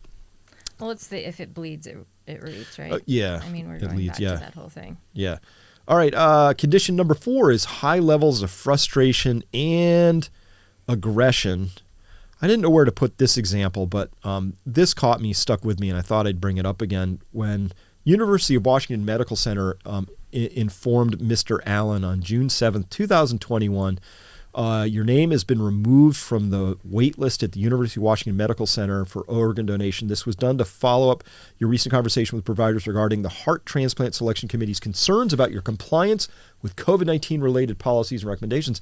The gentleman did not want to get a vaccine because he had a frail heart, and rightly, in his own informed consent way, had decided that this vaccine wasn't the right one for him, and they removed him from the transplant list, which was telling him, you know what? I remember We're that. so disappointed in your decision here that we're going to condemn you to death. That's outrageous. It's very outrageous. I remember when you found this and shared this with me. Think about so how to me. angry and frustrated you have to be to say to somebody, you've disappointed me. Prepare to die. And the price is death. Yeah. For a situation that you couldn't control in the first place. Yep. And stoking those fears, and somebody I will never forgive is the Toronto Star. Never forgive you. This was, they wrote these headlines. This was on the front page. This was from August of 2021, right? Look at these headline quotes up here. If an unvaccinated person catches it from someone who is vaccinated, boo-hoo. Too bad. I have no empathy left for the willfully unvaccinated. Let them die. I honestly don't care if they die from COVID, not even a little bit. Unvaccinated patients do not deserve ICU beds. At this point, who cares? Stick the unvaccinated and 10 outside and tend to them when the staff has time. This is giant 40-point font, front page. Othering in Canada, right? So think about the high levels of frustration and aggression that get stoked by this, right? This was really unforgivable. This was the media using its power and its position to specifically create the conditions for mass psychosis. They did this on purpose. This wasn't an accident. Now we have to question how conscious they were of what they were up to, but I submit to you they're more than capable of understanding that this is going to lead to simmering divide, right? So shocked. People don't know how to get along anymore. Now, it's that hypocrisy that drives me nuts. It's that inability to sort of understand the consequences of your actions. This is what I think the people who are behind this kind of stuff, they are uniquely bad at, is understanding the consequences of their actions. I think Germany's about to find out the consequences of shooting itself in the energy foot and voting to no longer accept Russian oil and maybe not take the gas anymore, right? They're going to discover. Massachusetts? Oh, my goodness. My own state's doing the same dumb stuff, right? So sorry, you're going to say. They will discover that the consequences actually happen. So this is just funny. So the Toronto Star is an object of contempt for me, but also humor and ridicule. So I found this hysterical. This was their follow-up headline a couple months later. Why is everyone so angry? Nah. Totally true. I didn't reverse them. This is real. Funny. Right? And so that's the sort of sins of commission that I think these are committed sins by the Toronto Star. Absolutely. No question about it. Hands down, I'm not happy with them for pulling any of that stuff off. So at any rate, that's what I saw there. And then sort of to close this out, to just show you where I stand on free speech, make sure we're clear on this. Public Citizen, who I've quoted some of their stuff before, they do a pretty good job of keeping track of public spending and stuff like that. They wrote, FYI, we're blocked by Elon Musk. So much for being committed to free speech. I'm going to take the other side of this, Public Citizen. But look how many people were ready to weigh in on that. 367,000 people said, yeah. Because I think they're just like, yeah, Elon Musk is his commitment to free speech is junk. No. Free speech is my ability to say whatever I want. It also includes my agency to not listen to anything I don't want to. Mm-hmm. That's the other side of that coin. So free speech is not about somebody having to listen to you. It's about them having the right to say what they want to say. I have the right to not listen to their junk if I don't want to, right? And that includes this particular exchange right here. So Public Citizen got this one wrong, and all the people who thought that this was an example of how Elon Musk is not committed to free speech is not actually accurate. Elon, like everybody, has the right to decide where they're going to apportion their attention and who they're going to listen to. Mm-hmm. Right? If somebody came in here and said, I demand the right to spend 3 hours of your life telling you about how I believe in the flat earth theory, I'd get to say, no, I have no interest in hearing that. Mm-hmm. I'll never get those 3 hours back. I got other things to do. Right? Exactly right. So I just wanted to round that out on that whole piece. So there. That's you feel better now? I do feel a little bit better. So I have some things, when you're ready, I have some things that I thought I could read. I don't know why, but I love reading things that are well written that may or may not have anything to do with what you're talking about, but I found them grounding. Good. What'd you bring today? I actually have something from Annie Dillard. I like Annie Dillard. I like her a lot. And I found a particular quote that is a little bit on the longer side, but where did it go? It's beautiful. I don't know. I'm sure people are familiar with her. She wrote several really good books, but this is from Pilgrim at Tinker Creek. Excuse me. Let's see. This is, let's see. Quote, when her doctor took her bandages off and led her into the garden, the girl who was no longer blind, quote, saw the tree with the lights in it. It was for this tree I searched through the peach orchards of summer, in the forests of fall, and down winter and spring for years. Then one day I was walking along Tinker Creek and thinking of nothing at all, and I saw the tree with the lights in it. I saw the backyard cedar where the mourning doves roost, charged and transfigured, each cell buzzing with flame. I stood on the grass with the lights in it, grass that was wholly fire, utterly focused and utterly dreamed.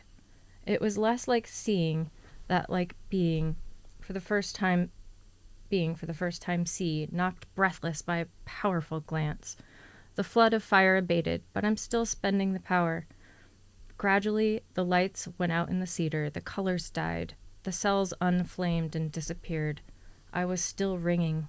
I had been my whole life a bell, and never knew it until at that moment I was lifted and struck.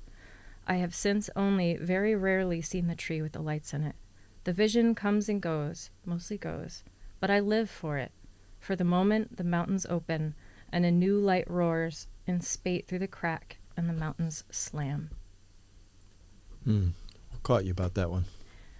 I just like the idea that she had spent her whole life a bell and didn't realize it until she had been rung. I like the idea of us as humans also being utilized by some greater forces to do good in the world and to reverberate with that throughout our existence here. This is the time. It really is. I mean, every lifetime is the only one you get, but I think now is the time we're all being called to greatness, and it's you either stand up and operate with integrity and you're counted, or you're not.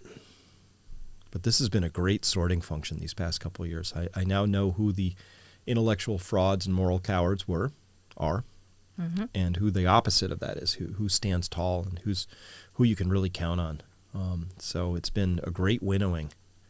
And I assume that everybody listening to this, you've probably had some of your own great winnowings happen in your own life at this stage, of people that you thought you knew that maybe you didn't, or people you thought you could trust that maybe you couldn't, and then the reverse, figuring out the opposites of those two conditions. So that's been astonishing for me. It's just how much the landscape has shifted here. But I do believe that to be resilient now is going to be really important. I think that we're going to be sorely tested as individuals. I think that when we look at, all the rest of my work in the world is about talking about the economic changes that are coming, but more importantly, the sustainability or lack thereof things that are coming. And we're seeing that play out now big time in Europe, U.S. even, rest of the world, food insecurity, lack of fertilizers, energy, overprinting of money. I mean, it's just all these things combine into this big unsustainable soup, which doesn't mean unsurvivable. So that's the big difference here, is that, how we're going to be going forward is really important. So understanding how to be, like, who am I and what do I stand for? What do I not stand for? What am I doing here? What am I doing here? And getting busy and just realizing how soft I've become. Modern life is real soft making. It's easy. And not in like the good way soft, because I think that there are ways to sort of surrender into life. I meant not beautiful. The good way soft. I meant the other way. Just to clarify. Not like in the movie The Revenant with Leonardo DiCaprio, and he gets mauled by a big grizzly and is left for dead and somehow survives with no gun. What a bad day. Big wounds, He's not soft in that movie, right? So, no, I just think there's so much coming that we're going to have to be prepared for, and that's why I like context. That's why I like informed consent. That's why I like bringing all this information. Actually just out here looking for fellow tribe members. So to the extent that we have that, very good. So on the line, we have Seneca Scott. This is going to be amazing. Can't wait to talk to him here. He is mayoral candidate for Oakland, California, and I think he's got a pretty decent chance. Amazing guy. So, hey, Aaron, any chance we can get Seneca on the line? 1 second. All right, and we turn now to a gentleman that I know reasonably well through Twitter and I guess through texting and through email, but this is our first time talking. Seneca Scott. Sen, welcome to the program. Hello, thank you, Chris. I'm thrilled to be here. It's been a day of serendipity being on programs that I watch almost every day for the last year or two. Well, that's because you're out busy trying to change the world, but let's introduce people first. You're calling in from, I guess you're in Oakland. What have you been doing out in Oakland the last few years? So I'm in Oakland, California. I'm an urban farmer. I have a festival company, Ocala, that throws parties and has fun, and I grow food for my neighbors. Recently, I got involved with politics, and this is after a career in labor. I've been a director for multiple labor unions. I went to Cornell University for industrial labor relations. So I'm a professional union organizer, and actually came to Oakland to be the East Bay director, so the union boss. I don't really use that term, but to make it easy, for the city. So I left after 2 years to semi-retire and do my thing. I like to grow, including cannabis and other things that are legal in California. And it provides a nice a cushion to be creative. And I love Oakland for its creative spirit. It's a very beautiful place. The people are absolutely really intelligent, which makes it even worse what's happened the past 2 years, but we'll get into that. And so I got involved with politics I felt no choice. As an organizer, I'm looking around, and the disconnect from the elite was really, really bad. And that's an oversimple term. I think it's more devious. There's a motive to it. And, I felt like no one's talking about the real issue. How do I gotta grow food, be resilient, get ready for the economic storm that's coming, message across in local politics to a place that are resistant to that, and you don't look like a crazy person with a tinfoil hat. And so here we are today. Yeah, well, so you're running for mayor, is that right? That is correct. So how's that going so far? And by the way, I really support your candidacy for mayor. Obviously, Oakland has some issues, but the fact that you're helping people grow food and you grow food for people, this is a big for me. Every COVID episode for the past couple of years, I would usually end with hey, plant a garden. I had a reason for that, which is, hey, healthier food, but I think we're going to need it. Now it's looking like I think more people understand why. Tell us about that growing food part and how you connect that to running for mayor, please. So we actually have a plan to create a Department of Agriculture. And our program is called Overgrow Oakland, which is a nod to the old cannabis revolutions of overgrow the government, where you were just going to throw your pot seeds all over the place and watch them spring up, right? So really hit home. In my mayoral launch, I said, we're going to need to grow food to actually be healthy. And the news ran that clip not weeks after we saw a dramatic escalation in our food prices. And we knew this was coming when the state of California, I don't know if you noticed, Chris, or maybe it was federal, they increased the federal SNAP 20% in October, November of 2021. Yeah, SNAP and food stamps went up 20% in one jump at the end of last year. And you knew, okay, they know people are going to not be able to eat if they don't increase these food stamp allocation. And they're going to have to do it again very soon, because that was to deal with the last rise in food prices. If you remember that 4th of July madness with the ground beef and no ketchup, no, here's what you can have for the 4th of July. No, the prices didn't go up and they were lying about it. And now here we are with people not being able to access to nutritional needs that they have. And when you tell them that, hey, an heirloom tomato is $6 at the store, you can grow unlimited heirloom tomatoes with, a pack or two of seeds, some arable land, and fertilizer that comes from your compost or your neighborhood chicken. It's getting more close to home now that people are seeing the writing on the wall, but it's not translating into a sense of urgency with policy. All right, so what is that sense of urgency? I just want to, my audience, probably at least a little bit, we have this idea that, we're a little bit on this unsustainable course. You and I have had some great phone conversations around that. And so I just want to make sure people understand where you're coming from. So the future, how do you see this playing out possibly? So in September 2019, I saw the repo madness begin.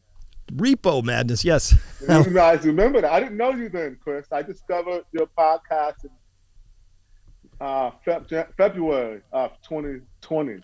But in 2019, and before 2019, I actually recorded a song with El Sweatshirt and Quelle Chris and Denmark Vesey, who are pretty famous rappers if you're in the rappity rap stuff.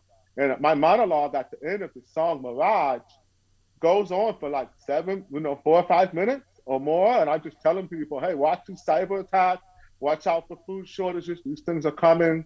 And lo and behold, September 2019, all of the banks need a handout from the daddy Fed. And in 2008, as a refresher, just the Lehman Brothers having attacked the repo market was enough to sort of set off the dominoes for the financial collapse. And that, not that the totality of it, so don't, I'm not a financial person to that level, but that was a big part of the narrative with the insolvency. And now you're seeing this in every major bank. No one's talking about it. The money printing began in earnest. And I knew in 2022, we're going to have to see helicopter money to the people, or we're going to see some sort of catastrophic economic collapse. And lo and behold, we got a way to get PPE money. A lot of that fraud, I believe, was permissible. We have a way to get unemployment boost to people. The money was flowing, and it was literally helicopter money to the people. And that always gave me a different viewpoint of what was going on. However, early on in COVID, Chris, I actually shared your sense of alarm. I started I'm a prepper. I'm definitely into preparedness, into Second Amendment rights and resiliency as a community to withstand what I believe is going to be the greatest depression that we've already begun. And I was more like, China's crazy. Look, China's about that money. If they're locking down, I don't care what anyone's saying. This is not good. Something bad's going on. Let me up my preps. Let me up my medicine. Let me get my goggles like they were wearing in China.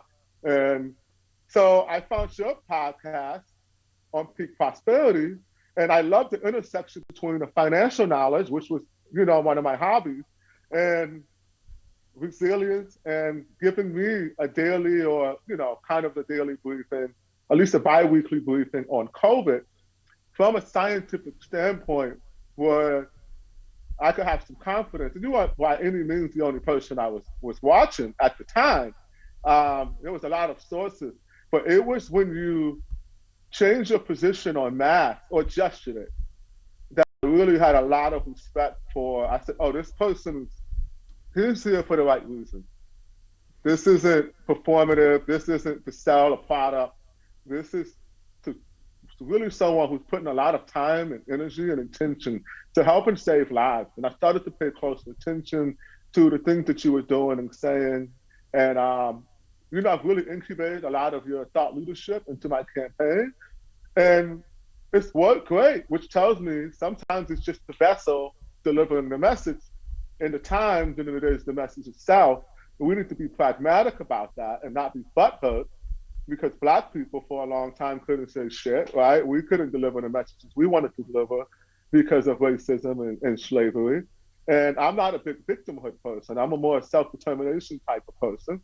So I tell white people who feel disenfranchised, welcome to the party. And you need to do what you got to do in an asymmetrical fashion to regain power and control for the people. And I'm really interested in that. The campaign's going, it's got a duality to it. On one hand, we're building a populist movement that's responding to the issue. We're doing a good old-fashioned labor relations playbook of educate, agitate, and organize. And it works. It definitely works. On the other hand, you're alienating our own duopoly in Oakland, because we don't really have a team red. We have 10,000 registered Republicans in a city of just under 500,000, and that's not a lot. And I think we have 250,000 or so registered voters. So it's not a large percentage, but those 7,000 of those Republicans who do vote religiously are a very important vote in an election where the mayor can win with 60,000 votes. So it can account for more than 10% of your base if you can reach that audience. So on that front, it's going well.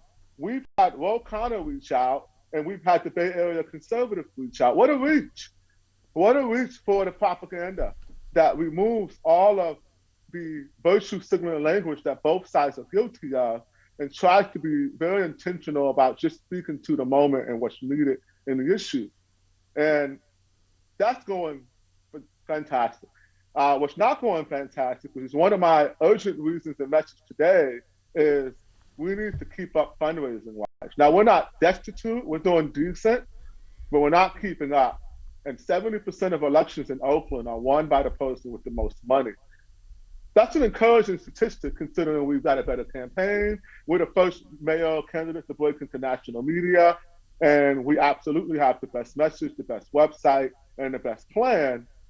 But we're an insurgency. And we've also got some opposition who doesn't want to see us raise our money.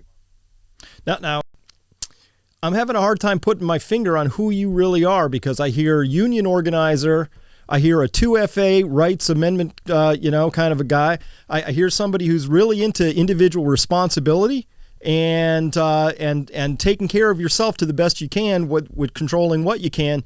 Kind of hard. Like, where do you place yourself politically? I love that question because it's for the audience, I think, and not you, because I go up down. That's why.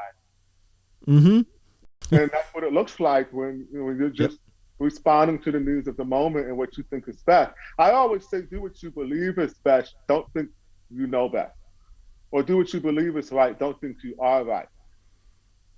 And what that leads to is an open mind, what I call classical liberalism, which is actually intellectual discourse, leading to policy. And we've just shifted so many things now. I'd rather just do away with it all and have different branding, different marketing for post-partisanship and being a solutionary. So I'm a person who I think is very much in line with most people in America right now. If you go and you poll every single person in America, if we had that capacity to go to their home or go to the place where they felt the most comfortable, and we got an honest answer from them about their fears and insecurities, you can predict what they're going to say, because 60% of Americans don't have $1,000 for emergency. You can predict what the majority of Americans are going to say in terms of they're worried about their money. Anybody on a fixed income is absolutely terrified right now, unless they just have no idea what's going on. Even someone with a baseline of knowledge about, especially fixed income people happen to be single citizens a lot, so they have a continuity of knowledge from the Depression era. So these are very serious issues, and our electors don't talk about them at all. They're insufferable. We're in a time right now when we need leaders that can unicycle and juggle, and we have leaders that can barely walk and chew gum.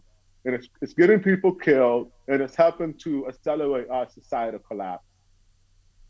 So, Sen, what can you really do as mayor? So just take us through. What are some of the things on your platform? Like, what would you do first? What's your priority list here? Inside baseball talk is my first priority, but it's actually relevant. Oakland is one of the only cities of the top 10. It is the only top 10 city in California, and we're the 8th largest city. We're one of the few port cities that has a hybrid form of government. We don't have a strong mayor that has the ability to line item veto or hire the fire department head, or even have a vote on city initiative or resolution, unless there's a tiebreaker, which we never have because we have an even number of councilpersons.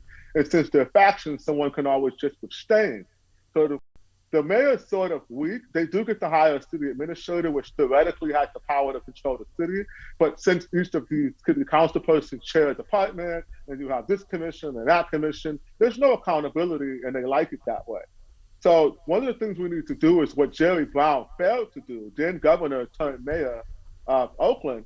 He tried to get a charter amendment in 97 passed for a strong mayor, and he failed.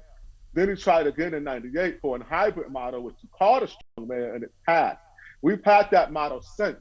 I'm the only candidate actually advocating for a charter amendment to return, well, not return, but actually go to a strong mayor form of government, like every other major city has. And a city manager form of government, which is the alternative, means the city council hires a city manager and the city manager runs the city. That works very well in smaller municipalities, but studies show that there's a reason why major cities do not employ this model. And there's no perfect model to run a city, but when it comes to accountability, people deserve to elect the mayor as the figurehead and leader of that city and know that they actually have the power to carry out the agenda that they elected them for. So I love accountability. So I think you saw my tweet from earlier. I listen, without accountability, nothing changes. Obviously, we need some big changes. I look at California, I got to be honest, listen, not trying to dump on your chosen state and everything, but I see some huge problems, if not predicaments coming, just the way it spends, the way it incentivizes things. Another quote I'm really fond of is, you show me the incentive, I'll show you the outcome, and it turns out San Francisco, nearby city for you, struggling because they have this food stamp program and they have this, they're basically, they don't, no accountability if you steal $950 or less from a store. And obviously those incentives line up to create just a pretty dystopian nightmare, I think, for at least small shopkeepers and people who want to feel safe. And I hear stories all the time from friends who live there saying they don't even lock their cars anymore because then you just have to replace the window, You can't leave anything in your car. Roll down the window so you can just go ahead and go for it. Just don't break it. It is a dystopian nightmare. In my op-ed, I describe parts of the city as Mad Max. Most of the city is beautiful and livable, but the crime, if you look at Los Angeles, they had 80-something people shot this week. So we're moving into a without rule of law situation, WROL, as Pepper like to say, and we do not have the police to cover it. What's really insidious is you have police abolitionists and defunders who, they like to make this blanket statement, Chris. And the statement is, studies show adding more police doesn't reduce crime. And that's it. Well, I have a question. Studies show from what baseline? Because Oakland right now is at barely over 50% staffing. 60% staffing. We have 650 officers out of 1,100. So from that baseline, are you making the case that improving more officers wouldn't help crime? And how low does the staffing have to go until you let go of that position? They don't let go of it because it's not something that is propaganda. And they repeat it 1,000 times every day as it's a fact, and no one challenges them because they're terrified of the political optics of taking on the wokes in these liberal cities who have dominated our local politics. So we are headed to a very bad situation. I've got, what's the order of operation? Well, I have a quote for you as well. Demographics are destiny.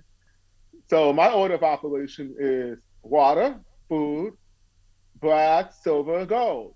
Then investments and S&P and the Bitcoin and all that fun stuff. That's just numbers on a computer screen to have fun with if you have all those other things in place. So I think we're headed for a nightmare. I'm determined to see it through. I have my line in the sand when I hit my bug out, but unless it's something that's catastrophic, if I will let myself be boiled as a frog in water if it allows me to help save lives. As long as we're winning and we're moving forward and people are responding to what we're doing and they're supporting, I'm willing to do what's necessary to be a revolutionary in that fight. There is a chance I run for the hills if there's a dramatic turn of events, but I don't think things are going to play out like that. I think it's going to be a frog in the boiling water, and we're going to look up in a few months, and the crime and violence is just so pervasive that we've fundamentally changed the way that we look at life, and we're forced to shed our normalcy bias and figure out another way to go with our politics. So I'm banking on the what's the good old saying? The necessity breeds innovation. I probably butchered that, but something along those lines. I'm hoping on that, but it's going to get bad, much worse before it gets better. But someone has to say something and speak up and help to organize people to do what's necessary to save lives, be resilient. I grew up in a very Christian household. My parents were very beautiful, loving people. I watched the Hour of Power with Robert Schuller because we were home church. You heard of homeschool. We were home church because of lack of home church. We went to church. We had a bunch of churches where there would eventually be an integrity issue, and my parents would yank us out, and we would be back at home and self-worship, and we would watch the Hour of Power. And he had a saying that I love: "Tough times never last, but tough people do." And I believe that that's true for Oakland. I think that we do have a strong sense of resiliency. We have a culture of resilience and preparedness that I'm trying to tap into, and just wish me the best. And please hit our website up and do what's best to support our movement. So, water, food, brass, silver, gold, love it. Good, awesome start there. I'm a big believer in all of those things. But listen, anybody who can connect the repo blowout of September 2019 to the COVID response and still come to the conclusion that they're going to throw their hat in the ring and wade into what is going to be possibly one of the hardest battles of everybody's lives this next period of time. That's a lot of courage. So, Sen, I want to support you here. Listen, if people want to support you, would love to see somebody who's up, down, get into office, which we all do at this point in time. How do they support you? Tell us where to go. The best thing to do is go to our website, which is, let me click up here and make sure it's right. Seneca for Oakland Mayor 2022.com. If you could link that in your chat when appropriate, that would be great, Chris. We'll put the URL right across the bottom there. Thank you. So people can donate a maximum of $900. Businesses can donate a maximum of $1,700. I think the website has a minimum of 10. I may change it to 5 to be more accessible. Every dollar helps us win. What we're hoping to tap into is a post-partisan streak across the country and understand the prize that is Oakland. It's Oakland. It's literally home base of some of the incubation of this woke, progressive zealotry that has swept the country. And to take it out at the knees, wow, yep. What an opportunity. And we can absolutely achieve that goal with your support.